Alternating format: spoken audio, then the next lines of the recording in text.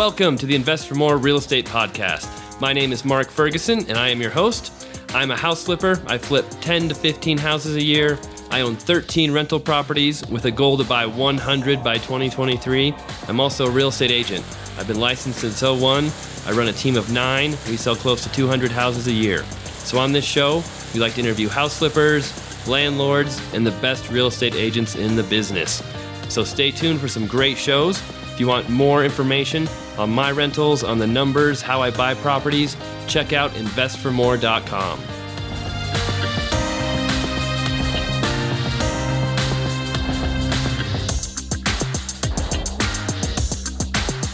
Hey everyone, Mark Ferguson with Invest for More. Welcome to another episode of the Invest for More Real Estate Podcast. Today I've got a great guest, someone who I'm really interested in talking to myself because of how he has invested. Bob Couture lives in California and not only buys rental properties across the country, but also has a flipping operation he helps with from across the country.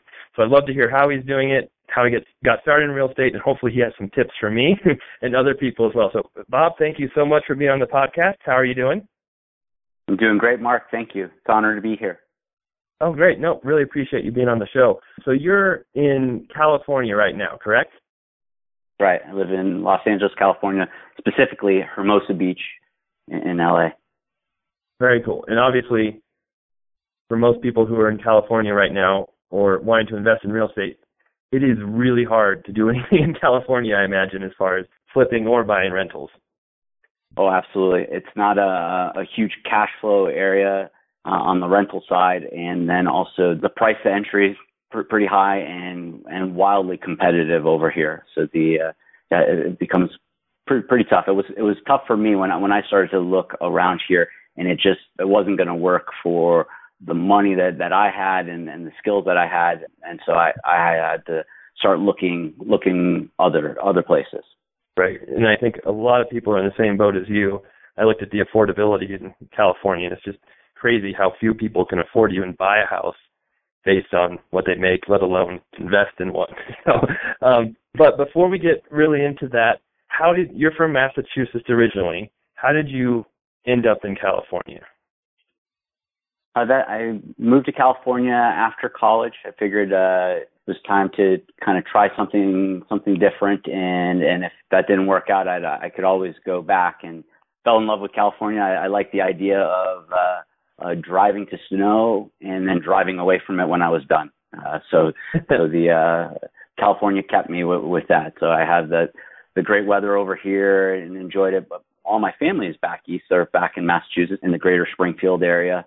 So, we'd stay here, but then go back and visit. And we thought about moving back to Massachusetts, but that lasted about a minute, and we were staying for sure. I had a number of different jobs while I was out here on the corporate side. I worked in finance and also worked in aerospace and defense. And then while I was out here, I was part of the California Army National Guard, and I had a number of different deployments.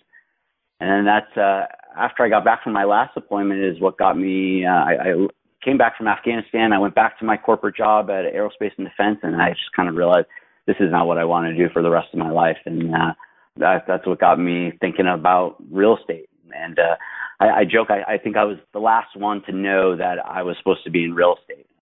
I grew up in construction family. My father was a painter and a remodeler. So he took a lot of summers from me as a kid going to work for him. And then I think I kind of wanted to leave out of that business and went out to go out and do other things, but it brought me back kind of full circle. And then on my wife's side, they're in commercial real estate. And once I said, I need to work for myself, and then this seemed to be the path. And it was over a conversation about with my dad about doing a winter project. Winters are normally slow for him, and so we went hunting for a house and did one together, and then things kind of took off from there. And it was great for me because I had kind of a built-in mentor with my dad, and he was great about keeping me out of trouble and not getting into kind of projects that were over my head. But he's retired now, and it was time for me to kind of look on to some different things. And although I was in California, I still wanted to invest there. I knew that area. I knew my dollars could go much further over there, and as I was learning the business, and it just felt like a comfortable place to be, and that's how I met my business partner, Justin Simmons, and we kind of realized really quick that we were the pieces that each other were missing. I had more of the finance sense and marketing sense, and he had that construction sense, and then from there we S&C Home Buyers was born, and with me being in California, I can burn up the phones, and I do a lot of the fielding the calls for the direct mail, and then contacting agents and attorneys and all that, and I can do that from California, and then he'll go view the houses, get the rehab numbers. I'll either he'll negotiate it there on site, or it comes back to me for the negotiation, and then we close those things, and then he'll manage the rehab. I'll go in, and after that, I'll get it listed on the MLS, get it sold, and things have been working out great. I fly back about once a month to make sure, meeting with our investors, the banks, and continuing to network, and it works out wonderful for me. I get to visit with my family. So that's kind of been the journey up to date. Oh, no, that's great. And first of all, thank you for your service. And I'm sure it's, not fun going to Afghanistan, but it's funny because my father was in real estate when I was growing up too. And the last thing I wanted to do was become an agent or into real estate, which is what he did. But after college, I got a finance degree, and I'm like, well, I can't really find the perfect job I want. So, I'll just try real estate for a little bit part-time. And then I realized, wow, this is pretty awesome. I should, I'm probably going to stick with this. But yeah, I know what you mean. Growing up, you don't want to always follow exactly what your parents or family are doing, but very cool. I'm curious, when you first got started investing, were you looking for a rental? Were you looking for a flip? What was your strategy when you first were learning about real estate investing? I wanted nothing to do with rental properties or being a landlord. I wanted to flip. I thought it looked so cool on TV, and it looked like such a sexy industry, and all I wanted to do was flip houses. And I ended up becoming a landlord after the first two. So that's kind of how the strategy did not go as planned. I eventually got a bit better at it and understanding the market better. And there were some items of bad luck along the way, but I take full responsibility for all the decisions, good or bad, on them. And I ended up being a landlord for the first two. And the funny thing is those first two are my best performing rentals. So I guess everything happens for a reason. Right. No, and that's funny. When you kind of use the term accidental landlord, I've heard that before. Was it just because you didn't quite make enough money to flip and you decided to rent them, or what was the decision into turning those into rental properties? I've been holding the first one. I had been holding for a very long time. I kind of had a good sense of what the ARV would be, the after repair value, the sale price should be for that house. But I was using an agent at the time, and she thought from her CMA that it should go for another like $30,000 more than that. And so I was, gosh, I don't want to leave $30,000 on the table. So we went with that, and then it just hung out there. We continued to lower it, and then I think we got like through about 6 months, and then that thing wasn't going to move anymore. And then we're getting close to getting into the winter, and I knew if I didn't sell it in the fall, I'd be holding that thing through the winter. And then I said, well, I'm gonna just try to rent this, and I went that way. Okay, now that brings up a good point. I know real estate agents are vital to any investor's team as far as even finding deals or selling them, but I think you make a good point that investors should always kind of double check and know their own numbers as well. You should never rely solely on the real estate agent to tell you what something's worth, or especially when you're buying a flip. Real estate agents mostly have no clue, what the numbers need to be or how much room you have to make money on them. And have you found that out to be true as well?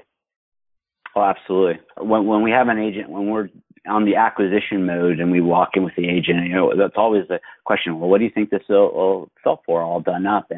And whatever number that they say, we know that it's got back off about $20,000 for that, because that's probably where the truth lies. So yeah, so we're much more cautious with that, and for sure now that I have my license, and even before my license, I could run comps pretty easily with other tools. But now that I have the access to the MLS and running our own comps and really scrutinizing any comps that come in from anyone else, and that's the thing that'll sink us the worst. Is going in, like that expression is you make your money when you buy. If you're buying too high based on a false ARV, you're sunk before you started. Right. No, I completely agree. And speaking of that, one of the challenges, because I'm looking at buying in different areas of the country for rental properties because our market's gotten so hot, I'm still flipping here in Colorado. I'm doing okay with that, but the cash flow is just disappearing. I know you grew up where you're investing, but how long did it take you to learn that market and figure out, what values were and what good deals were before you felt comfortable investing there?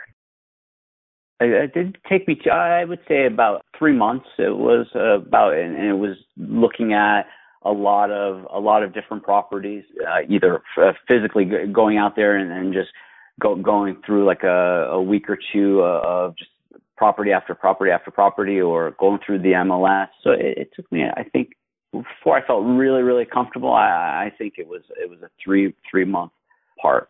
You get those properties that seem like, wow, these look like great numbers, and then you get out to that area and you're like, well, that's why these numbers are great. This is an awful area, and so this is, and I'm running into that still from time to time.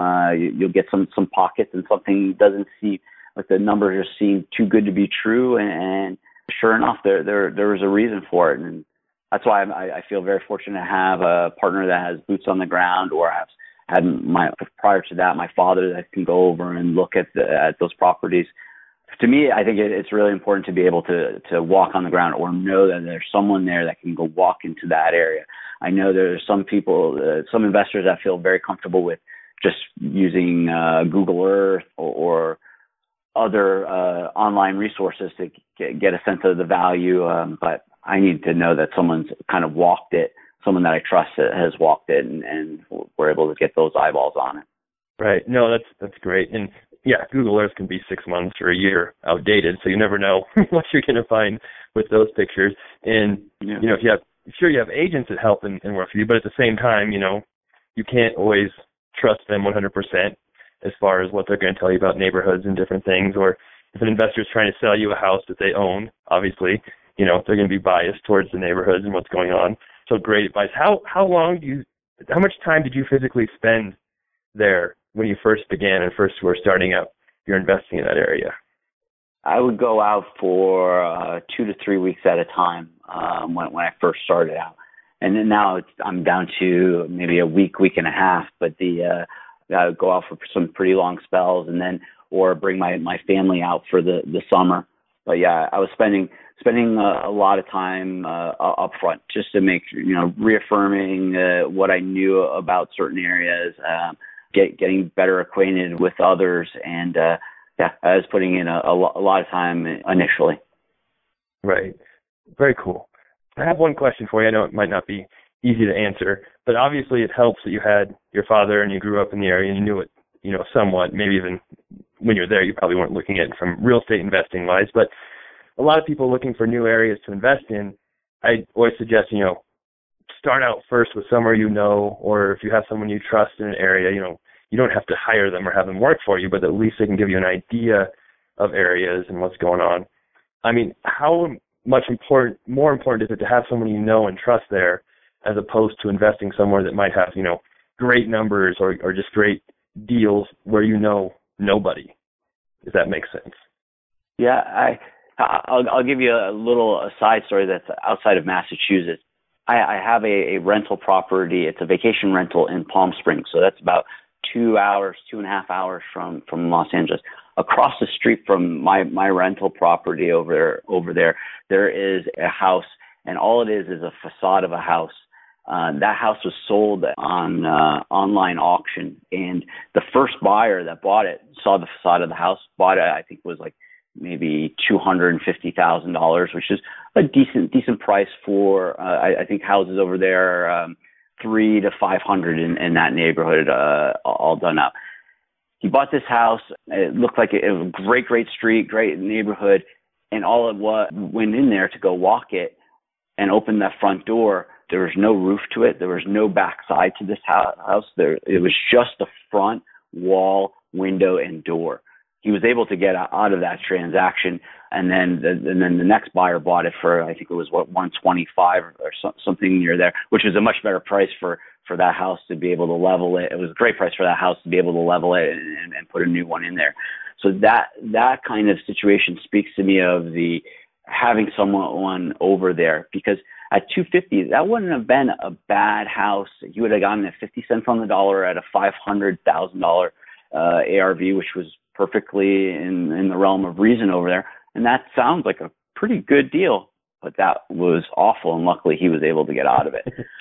So it's just crazy to think. I mean, that these things exist, and he was able to get out of it because that wasn't disclosed. But those are, I guess, that doesn't happen all the time, but those are the real stories that are out there about not being able to, someone that you trust being able to walk over and at least open the door to make sure that the roof is there and the whole backside of the house. Right. No, that doesn't happen too often, but man, that's crazy. And something else you said that rang a bell, even in Massachusetts where you're investing, you said you'll find houses that look like they have awesome numbers, great potential, but then you go to the area and it's like, there's a reason. And even when you know an area or have people, you've just got to have someone you trust be able to walk it or go to the property to tell you everything that's going on around it. Yeah. And very similar on that for Springfield, there are some historic areas and historic homes. And if you end up buying something like that, your normal numbers go out the window, because you've got to restore these things to historical guidelines. And we had one that was a potential wholesale opportunity. We couldn't give the house away because no one could make the numbers work with all that historical stuff that they would have to do, or historical guidelines that they would have to meet to rehab that house. So those things, if you don't know that you're getting into a historical house or that area. So maybe back to your original question is, do you need to be there? Maybe not need to be there, but do you need to have someone there that you trust? I think absolutely. There's nuances of areas. So like I mentioned about Springfield, the nuances of the historical section. In Palm Springs, there's nuances of there's Indian land versus what do they call, like fee simple versus leased land.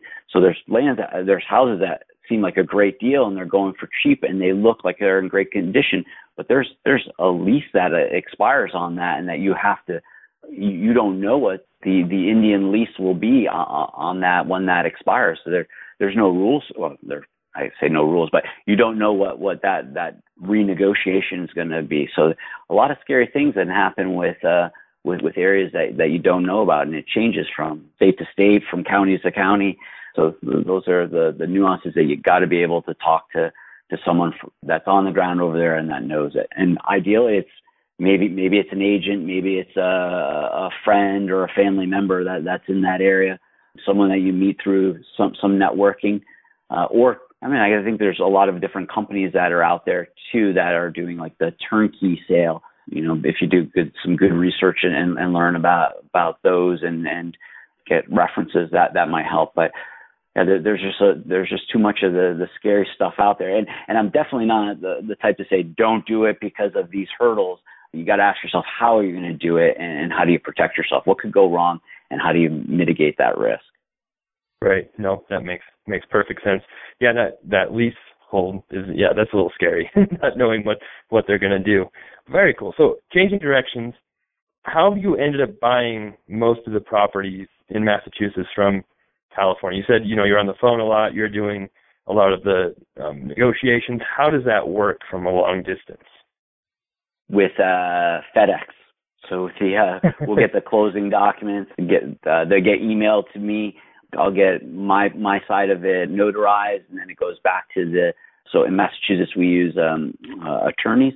So I'll go back to the attorney, and then my partner will meet them at the closing table to sign his side, and to close that way. So we run into really no slowdown with that, and the ability to purchase properties. We've had no issues there. And then often I'm there once a month anyway. So if the timing works, then I'll be there in person. So on that part, not a big deal. And then in terms of offers, those are over email, or make the verbal, or I'll email or fax, however the recipient wants to receive it, and go that direction. So yeah, we've been able to not need me over there for closings and purchases, or the sales. So it's worked out just great. I've got a FedEx envelope sitting right next to me that I've got to go out and get some documents notarized and drop in there for a closing this week. Very cool. And I know you do some direct marketing for finding properties. Do you think most of your properties you do through direct marketing, or do you use the MLS as well to find deals? How do you find those deals? Yeah, great question.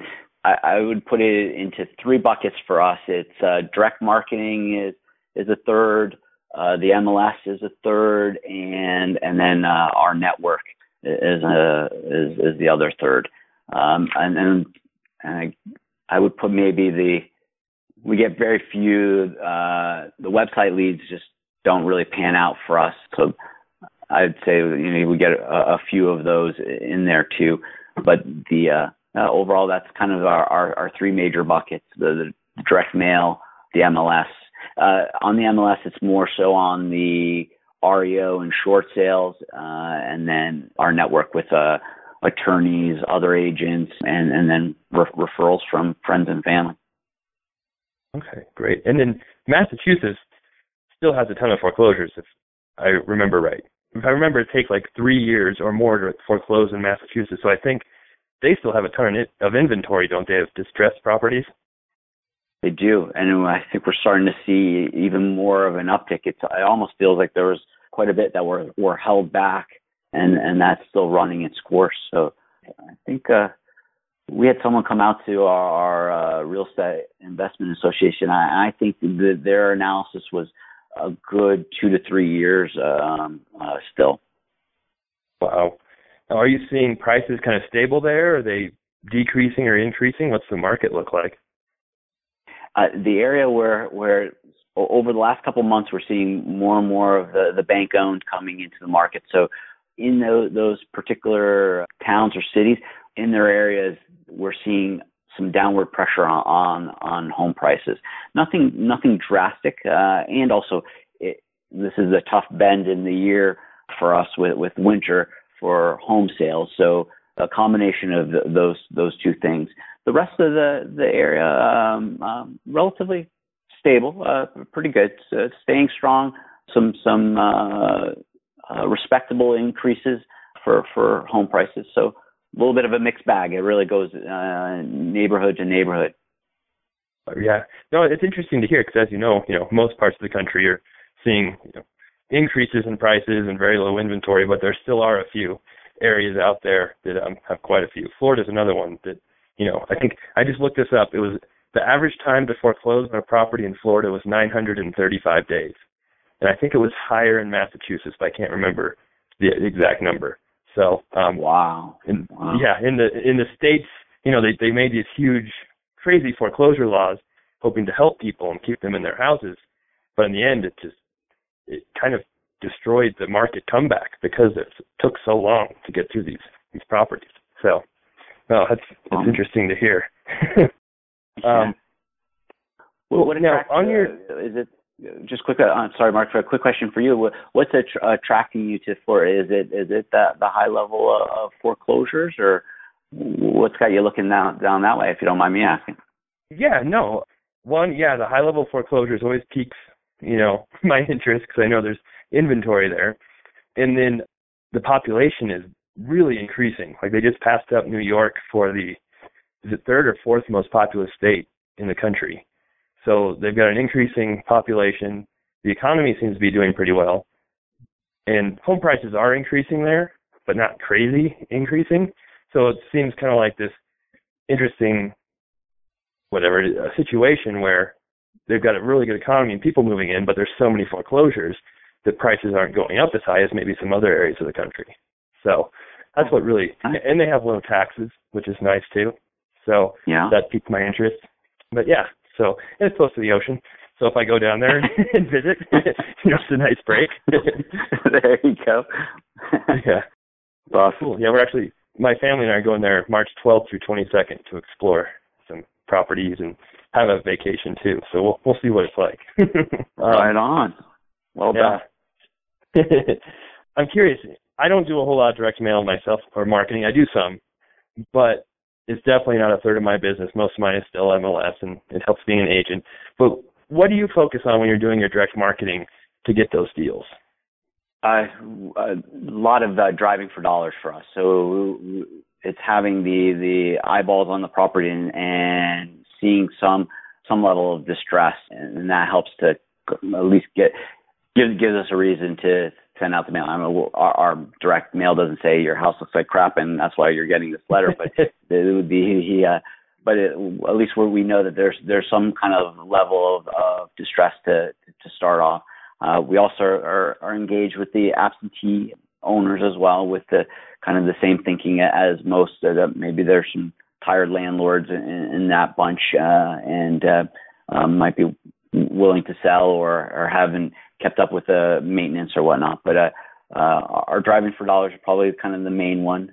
Looking out at the pre-foreclosures and seeing if we can use our expertise to help stop the foreclosure or look at alternative strategies or short sales and things of the like. So that's pretty much been it for us on the direct mail piece. Oh, that's great. And it seems like if you're doing the driving for dollars, you're getting much more targeted people than you are just sending out, to every out-of-state owner or absentee owners. Does that have a higher success rate for you as far as the absentee owners? It does. We'll get more calls from the absentee owners, but I think it's more of they're probably used to it, and they're either calling to make you stop or kind of fishing for that higher price, seeing if they've got a fish on the line or not. Right. But when we were getting onto the driving for dollars pieces, it's normally a situation of one or two things: a very angry phone call, or one where, gosh, my prayers have been answered. I can't keep up with this place, and I'm really happy that you called. And some really great phone calls that come out of that. Oh, that's great. And yeah, if you're going to do any type of direct marketing, you have to be prepared for angry phone calls. That's part of the business. People, it happens. That was the toughest part for me in the beginning. I'm like, wow, why are people so angry at me for this? But it's just part of the business, and understanding where they're coming from and just laughing it off. They can't hurt you over the phone, and I don't think that they mean to. They're frustrated, or they've got different things going on, and just got to laugh that stuff off. Yep. Some people need to be mad at somebody for something. So yeah, well said. Yeah. So you got your real estate license. What prompted you to do that, and how? I mean, was it a pretty simple process for you to get your license? Yep.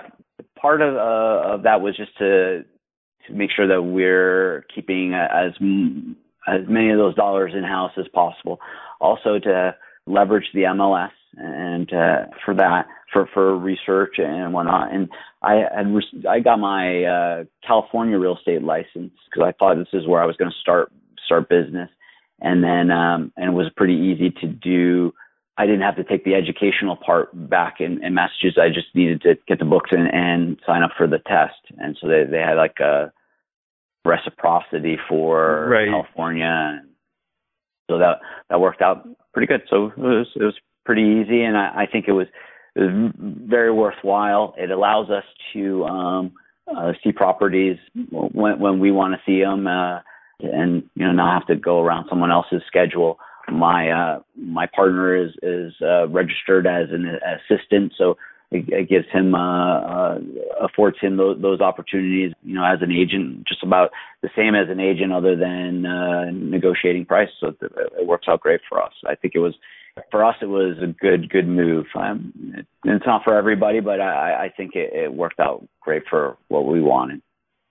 Right. Yeah, I think when you're doing that level of deals, it sure makes a lot of sense for not only finding deals, but valuing properties and then, yeah, saving the money on commissions as well. It's just kind of icing on the cake. So, Yeah, for sure. How did you go about choosing a brokerage in Massachusetts? I'm curious, did you pick kind of like a low-fee one where they left you alone, or did you go with a big-name firm? I checked out some of the big name firms, and then I got my head spinning on like how the commission structure worked. I ended up going with he's a friend of mine, and he's a real estate investor, so it worked out, and we became friends because he helped me try to sell my second or third flip, and we got to talking. He was into real estate investing. He was on the multifamily side, so he started with single family and then got into multifamily. So as he was focusing more into multis, it seemed like a good fit for us to be the single family guys within his brokerage. And the synergy in that relationship has been outstanding. It's just someone I get to lean on quite a bit for help, and then I think we get to help out the brokerage as well. We almost I like to say that we no lead left behind, and when I can't buy it for the home buying company, then we have the brokerage as an easy way to get someone if they're looking for retail value to list the property. So I won't be listing it, but I can refer that into the brokerage. So it gives us some more opportunities for both sides. A good referral stream for the brokerage. It makes us look really good that we're not just a one-trick pony with here we can either buy your house or say goodbye. We've got another option for them and go and list it. Or they can always keep us as a plan B if things didn't work out as they thought in the listing, then they always have us there too. So it allows us to keep the relationships alive and feel good that anyone that we come in contact with, we have multiple ways to help them. I'm sure that's what you realize in your business, having being an agent and also an investor. Yeah, exactly. I was actually going to ask you that question, but you got to it before I could. Is if you listed the leads you couldn't use, because it's a big source of income, and if you're not a licensed agent, you can't take referral fees legally from an agent. So it really, it gives you a huge advantage being an agent if you have those leads. Like there's a lot of them that they want retail, they don't want to sell it for the prices that we can buy them for, and it does give them a really nice option too. You're like, hey, if that doesn't work, here's what we can list it for, but you'll have to do such and such and such, pay these fees. So, no, we do the exact same thing. Yeah. Very cool. Work. All right. So, I know you've got to get out of here in a little bit, but I've got a few more questions. One thing I really want to talk about is how are you financing your properties, or how has that worked out from out of state? Yeah, it's a great question there. The multiple ways. So we have developed some good relationships with some local banks. So they are portfolio lenders in that greater Springfield area. And we use them for like a great case in point. We had a fairly large house that we bought in November. So there was going to be that about a month or two of rehab, and we knew we were going to have to carry that house out until March because of the winter. So we went with bank financing because we knew we were going to have to carry that house for a bit. We've used our own cash for some purchases in the past. We also use Fund That Flip. We've got a great relationship with Fund That Flip.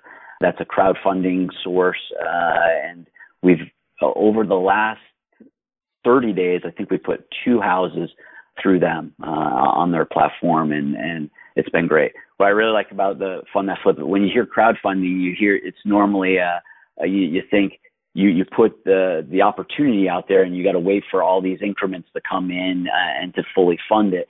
But the way that they do it is the company Fund That Flip will fund the project so you can go and close, and then they put the opportunity out onto their website to get backfilled funding from the outside investors, from accredited investors, multiple accredited investors coming in and funding whatever that they want to. So it works out great. We get the money when we need it to be able to close and keep the momentum going, and then they go and get present the opportunity out to other investors and backfill it. Okay, great. I wondered how that worked. I did not know because you got to wait, so 2 weeks for them to fill up the investment. That doesn't work for most investors who are looking to get quick deals and get things closed. So that makes sense. And I've talked to Fund That Flip a couple times, and it is an interesting new concept for funding. So I haven't talked to anybody who's used it, but it's great to know that it does work. Very cool. It's been great and there's another benefit to it on our side. I mean, it's great to have private lenders, but at the end of the year, you've got to make sure you're accounting for that and doing the proper tax documentation for those lenders. Using that Fund That Flip platform, all that administration, all that back end stuff is handled for you. So it's great. And when I come across friends and family that do want to invest, but they can't put up the 100 or 150,000 that might be needed for some of our projects. But here they can go in as little as 5,000, or they can, as long as they're an accredited investor, they can go in and lend on a smaller scale and get a great return. So I like that as well. The administration handled for you and an easy platform, and so it works out great. And then another way that we fund the projects are through some private lenders. We've got about 3 right now in various projects. So we've kind of used, I think you have to use all kinds of different ones and depending on what the project is and what it might call for. Great. No, that's awesome. And I do very similar. I have a mix of portfolio lending with local banks and then private money and my own cash and lines of credit and all types of, when you have a lot of flips going on, there's a lot of money you need, that's for sure. And I'm kind of been reaching out to lenders in Florida right now to try and find some portfolio lenders down there and see if I can get some financing for rentals. But very cool. Awesome. So what do you think your goals are for like the next year, a couple of years? Are you just trying to build up your flipping business, or are you trying to buy more rentals too? What do you think your plans are? Well, we set our plan for 2016 will be 16 acquisitions. We're looking to do at least eight flips out of that, 4 rentals and 4 wholesales is the plan. Nice. And when you do the rentals, are you partnering on those too, or are those just yours? How do those work? We are looking to put those into the company, so in the partnership.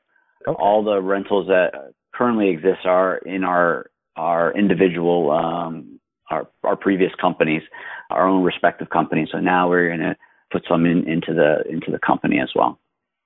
Okay, very cool. Very cool. Well, I think those were all the questions I had for you. A lot of great information. Do you have any tips or advice for somebody who's looking to invest out of state, and kind of like what the first steps are for starting that process as far as, finding a place to invest? If there's a place that and that you're comfortable with, I think that is one. I would take a page out of your book where you're going to the destination that you're thinking about. So you're going to have an opportunity to walk that ground, get a good sense of the neighborhoods. I'm sure you're already trying to talk to banks, the portfolio lenders over there. I'm sure you're going to have a number of coffees and network with people in that area to kind of pick their brain. So my advice is, if you're looking for an area, is who do you know over there that you can trust? And I really recommend that you walk that ground. You really need to, in my view, get a sense of where you're going to invest and talk to as many people as possible and get the referrals as possible. I didn't do that I had a project with I did at Cape Cod, and I got a contractor that really, really hosed us. And it was, I should have spent more time vetting that contractor and getting a better referral. And so, you just got to, like I had mentioned earlier in your podcast, what do you call it? There's all kinds of things that can happen. Don't put your mind to what you can't do. Figure out how you're going to do it, but think of all the bad things that can happen and how you're going to mitigate that risk. So get great referrals. Try to walk that ground if you can. There's almost no reason not to. If you're planning it ahead of time, you can write that stuff off and get familiar with the area that you want to go. go and invest in. Right. No, that's great. And yeah, I always like to say, hope for the best, but plan for the worst, because it will happen. But yeah, you can't be so negative that you never do anything either. Oh, yeah. Very cool. Well said. Well said. Well, great. I really appreciate it. Now, if people want to get a hold of you, what's the best way to contact you? Is it going to your website, or I know you're active on Bigger Pockets as well. What's the best way for people to shoot an email or talk to you if they want to?